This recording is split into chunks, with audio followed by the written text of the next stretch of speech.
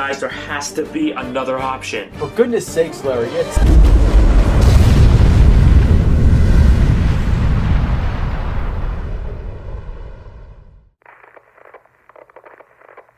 Larry?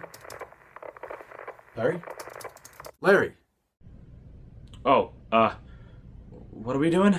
Come on, you gotta intro our first video of 2014. Right, CinemAttack 2014, Secret Life of Walter Mitty. That's what we're doing. Sorry, by the way. Just kinda lost focus there for a sec. This is a big one, Larry. We're going to need your full attention. Right, you have my full attention. Don't worry. Let's get started, shall we? Today on CinemAttack, we take a look at Ben Stiller's The Secret Life of Walter Mitty to ring in 2014. And then, well, you guys know the drill. I'm Larry. I'm Max. I'm Sean. And this is CinemAttack. Happy New Year!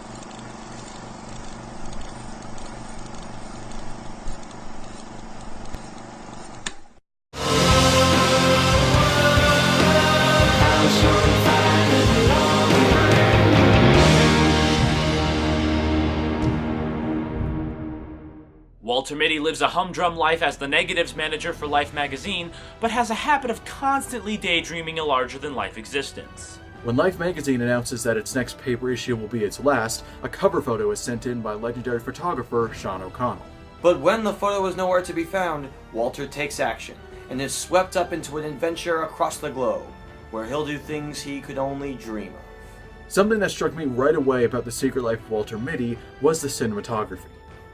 It is stunning.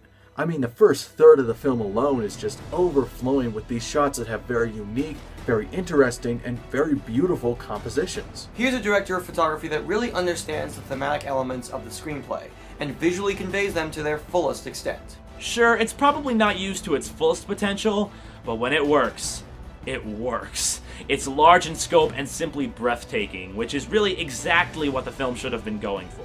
The Secret Life of Walter Mitty is probably one to see on the big screen if you are at all interested, because these visuals deserve more than even an HD TV.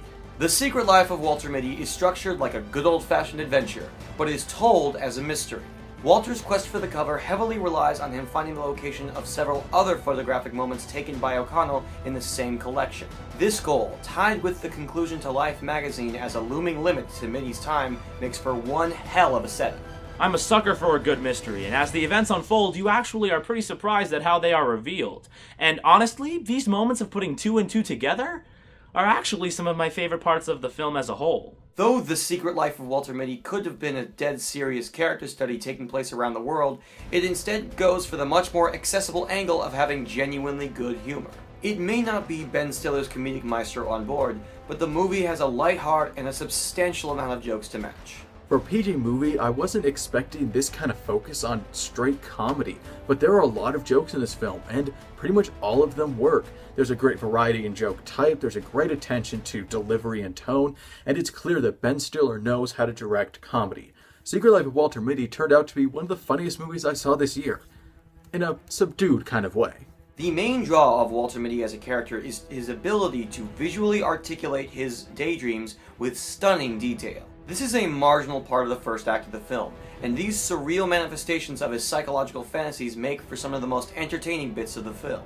I also really like that these fantasy sequences evolved with the character. As Walter goes out on his real-life adventure, the nature of his fantasies become much more subdued and realistic, as they shift from being a way to escape to a way to motivate him to actually do those things. For being the defining element of the film, it's a good thing that The Secret Life of Walter Mitty is my favorite part of The Secret Life of Walter Mitty.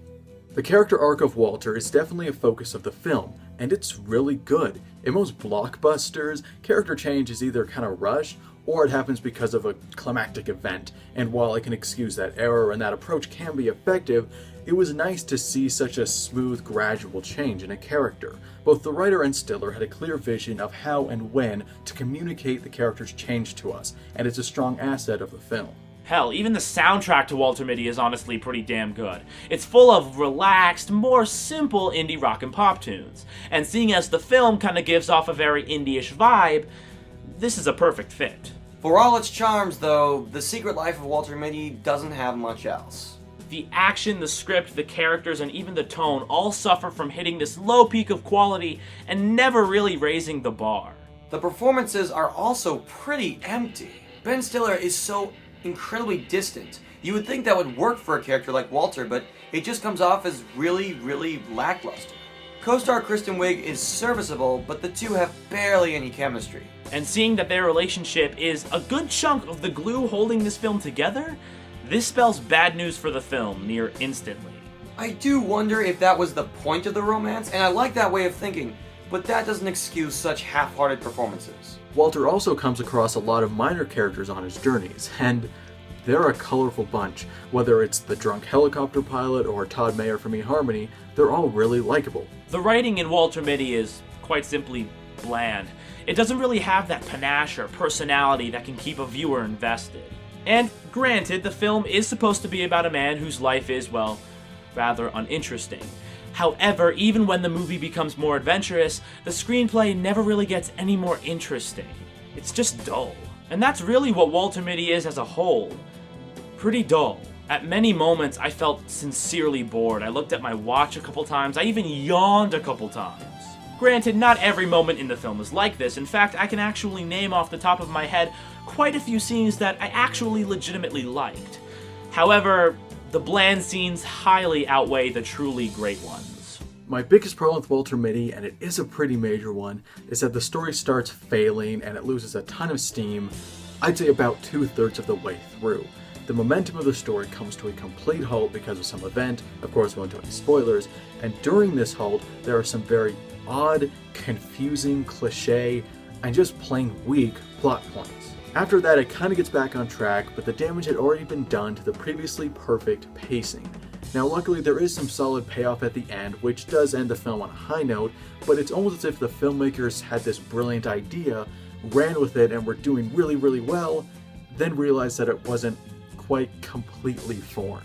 The Secret Life of Walter Mitty desperately tries to be so much more than what it is. It wants to be powerful and inspiring, and I really do appreciate the filmmakers trying to make a genuinely heartwarming story about dreams and the power they have on us. But the film is still hollow, messy, and devoid of anything truly great. It's not bad. I mean, there are some parts that are genuinely good and remind you that these guys tried their best, but it's all for naught. The Secret Life of Walter Mitty isn't much, but I don't think it's supposed to be.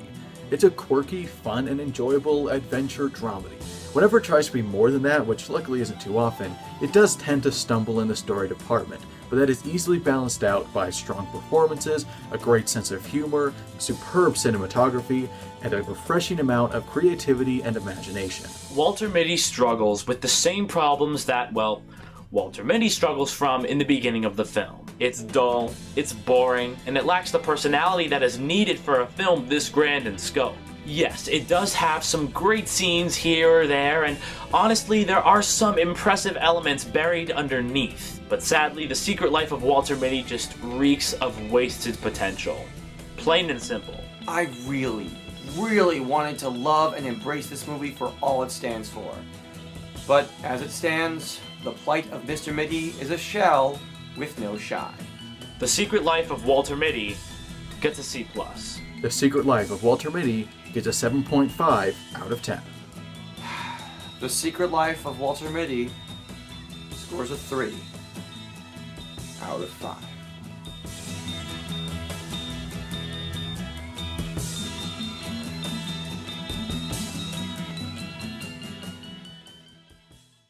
Hi everyone. So, just as Walter Mitty dreamed of bigger and better things, so do Sean, Max, and I here at CinemAttack. And in light of this, we have a pretty major announcement to make. So, guys, should I tell them? Yep.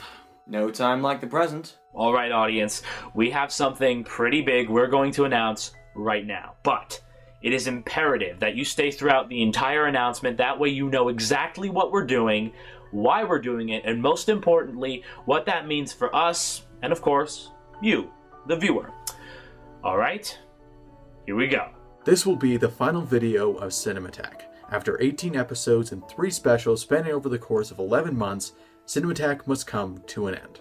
So, why are we ending CinemAttack? Well, as much as we love making the show, the format just doesn't work for us.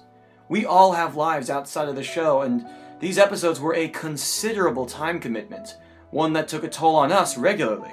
The episodes were just too long. I mean, a lot of people wouldn't really watch the whole way through. The features would kind of get glanced over pretty often. And again, this is a lot of editing in a very short amount of time. Really, we weren't really going anywhere with the show. I mean, we produced it almost all throughout 2013. And while we gathered a great following on ScrewAttack, we just weren't really expanding as much as we'd hoped. Most importantly, the way we structured the show is very restrictive. We had so many ideas, and still have, so many ideas that we want to do, but are simply impossible to do with a web series.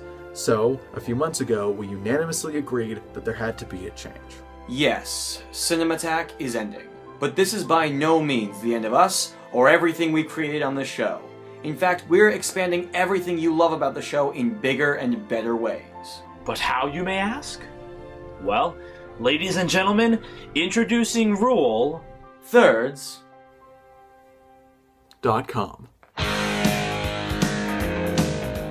Yes, that's right, Larry, Max, and I are starting a website, one dedicated to the world of film, one that will hopefully stand out because of our personalities, and one that contains all of the segments you know and love, plus more. Here's what you can expect from RuleThirds.com. On Saturdays, you can expect a 3-man review from us, covering the latest and greatest cinematic releases. Reviews will hit the site almost every 2 weeks, but the schedule can move around if necessary. But no matter when you'll see it, it'll be the same goodness like always. We are also expanding to include written reviews where one of us individually will cover a recent release that we didn't get time to cover in a video as a group. And to add to that, my little side project, Reviews with Brevity, is coming to the site, allowing the 3 of us to give our opinion on any movie we see, past or present, in a very quick pros and cons visual format.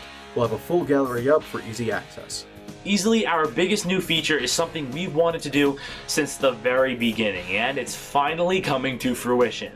Introducing CinemAttack, a weekly podcast show in which Max, Sean, and I discuss various issues regarding the art and industry of film. But don't worry, all of the segments from CinemAttack will be migrating over to RuleThirds.com with a twist. They are now their own individual shows. Recommendation Domination hits the site every Saturday you don't see a RuleThirds review, and of course the hosting will rotate between Sean, Max, and I respectively.